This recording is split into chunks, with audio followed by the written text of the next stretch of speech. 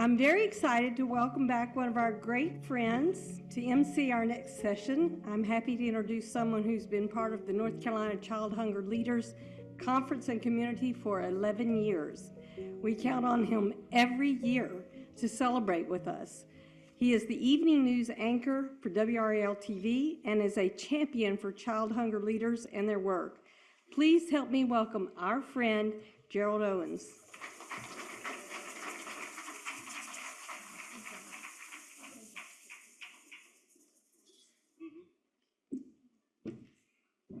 Thank you, Luann. Thank you, everybody. 11 years. A lot has changed. 11 years ago, you probably couldn't read my script in the back of the room. But now you can. And, I'm looking at these little egg things, and, the price of eggs is probably about $10 a piece now, right? Don't lose yours. This is fantastic. I'm so glad to be here. It's so important. For me personally, my wife's a teacher. She was a teacher until she retired a couple of years ago. But just knowing the kinds of struggles and challenges that you face as educators, it means a lot to me. I'm so happy to be able to do this with you all every year. I want to thank all of you for your dedication to the mission of feeding our children. We at WRAL are enthusiastic community partners in this effort. It is extremely important work. Today we're going to take time to recognize some of your fellow child hunger leaders. To begin, here are the 2025 North Carolina School Breakfast Innovators. We're going to put them on the list on both of these screens. This is a list of breakfast innovators and a new way of looking at success stories that we're recognizing, and these schools have done an incredible job in reaching more students with a healthy school breakfast in a given year. Unforeseen impacts like natural disasters means this isn't a perfect representation of all that is happening statewide. Still, we're highlighting good work being done across the state. We look forward to honoring the accomplishments of all of you and all the schools in future years. Adina Gomez is the principal at Cordova Middle School, one of the schools on the list. She explains the importance of growth in breakfast participation this way. Quote, "We implemented grab-and-go breakfast in multiple paths to the classroom. Our behavior incidents were reduced by 30+% from the previous school year." Shake that egg.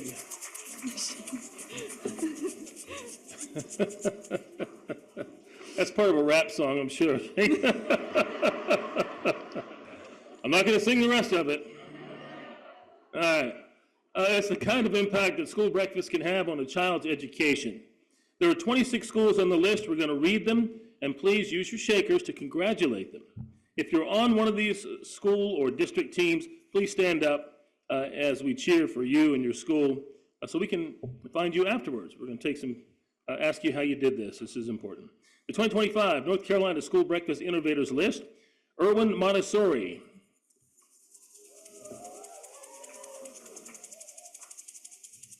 Belmont Elementary, Jamesville Elementary. Has anybody stood yet? Mm-hmm. Ramsey Street High Alternative, Harkers Island Elementary, Grandview Middle, River Oaks Middle. I'm gonna give you a break to rest your hand there for a minute from shaking those. Just a second, let you collect yourself. Roanoke Rapids Early College, Halliburton Academy, Bragg Street Academy, Southside Ashpole Elementary. Anyone stood? I haven't seen. No one stood yet. Oh, okay. Well, stand and really go nuts because you're in a select few. There you go. Pamlico County High, Parkton Elementary. Hey. Pleasant Garden Elementary. All one of you. There you go. That's what we want. Scurlock Elementary. Uh-oh, got two of you. Southeast Elementary. Park Road Montessori. South End Elementary.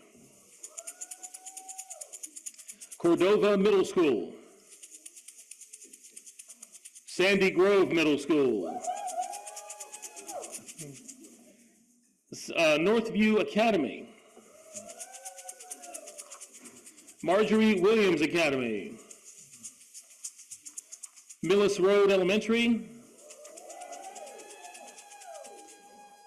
Fred Anderson Elementary, Movement School Southwest, and Alamance Elementary. Let's hear it for these breakfast innovators. Now, Alamance had the greatest growth on the list. Principal Scott Wilson said, quote, "The school breakfast program has built a sense of community within classrooms." We can all understand why that's so. Alamance was one of 4 schools on the list that are part of the Guilford County school system. The nutritional director, Travis Fisher, is here to tell us what's making the difference. Travis? You can come up here. Yeah, come on up. Yeah. Just don't take my egg. $1 a piece. Hold on tight to that thing. Right. Oh, look at Oh, you. shortcut. Hey, You're showing off. I had a good breakfast, so, you know. All right. Well, I'm from Texas, so when you hear this, you think of 2 things. One, you're getting ready to step into a den of rattlesnakes. Number 2, there's a mariachi band close by with hopefully a Tex-Mex tray of enchiladas coming for you. So we'll go with number 2 since lunch is coming around the corner here. So when I was first asked, hey, why don't you come up here and tell us what you did for breakfast? And I said, that's all right, that's okay. There's too many smart people in the room. They all know what's going on. They said, well, you could dress up like a carrot or a broccoli. And I said, let me tell you about breakfast. So when they said, well, what did you do? I said, well, what did I do? Let me think. What did I do? Well, what I did was be smart enough to hire and retain the 2 tables that are sitting right back over here from Guilford County Schools. That's what I did. Smart enough to do that, smart enough to take your best employees and make them your best managers and make them your best area supervisors, and your best people that are around you in the district office to put it all together. Now, one of the things that we did for Alamance Elementary, yes, we went from non-CEP to CEP, which is very important, but when you have somebody as smart as Suzanne Perry, your free and reduced coordinator, to say, hey, run these numbers, make this work, I need to feed as many kids as possible, then we're able to do that with 110 out of 120 schools at Guilford County Schools. So that's awesome. It also comes from having a very supportive principal for each of our, now we had 4 schools, like I said, we've got 120, so 4, yay, it's big, but we got 120 schools, so. But it's important to have a supportive principal, a supportive administration, which we definitely do. I'm lucky enough to have 4 supportive principals. We heard from Mr. Winslow from before for Alamance, Jennifer Cooper from Millis Road. But then also you need to have a supportive area supervisor. And I'm lucky enough to have some great area supervisors. Lara Rogan, that's back there at that table, she has 2 of the 4 schools. Thais Warwar has another school. Thank you very much. Rhonda Mackey, she couldn't be here today because she is working in said school, because that's what it takes sometimes to do that. And it's building a creative menu. So thank you to Tyler Owen for doing that. I wish I had pictures of everybody, but instead I said, you know what, let's just bring the people that actually make this happen. So I've got Dorothy Pegues back there. I've got Natasha Tibbs back there. I wanted to bring Cherry Rodriguez from Alamance, but she couldn't make it today either. And of course I have Judy Jackson back there too. So those are the managers that deserve to stand up and receive another round of applause. So thank you very much to all of you. So yeah, I did all that by making sure. Now, if you're not lucky enough to have a great team or to steal half of mine, then what you could try to do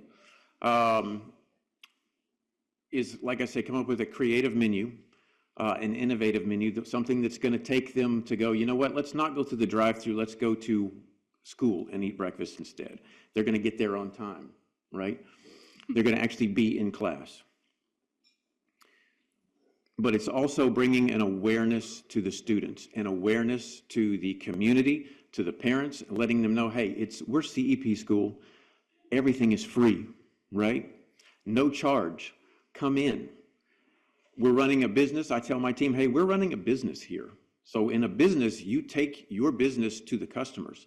So if that means that the cafeteria is on one end of the building and the bus drop-off or the car drop-off is on the other end of the building, and the principal does or doesn't necessarily want everybody filling down the hallway,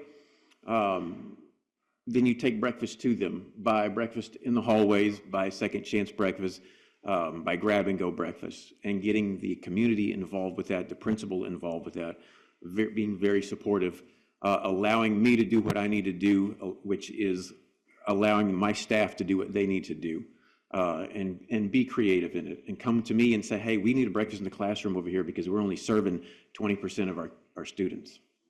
Okay, let's take it. Where are the kids coming in? Let's take breakfast to them.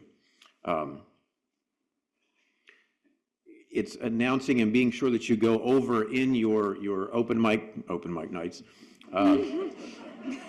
You know where I was last weekend?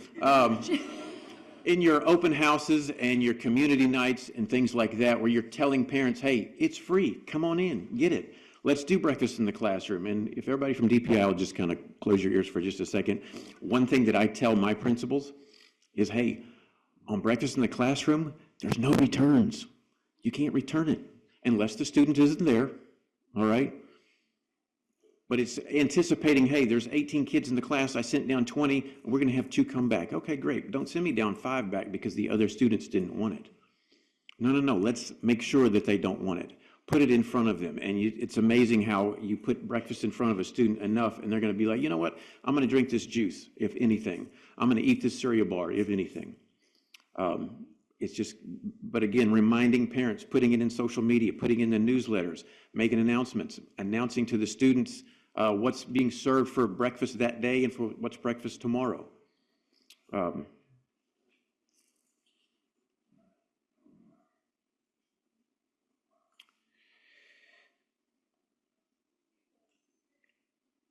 I'm going to say that's kind of it.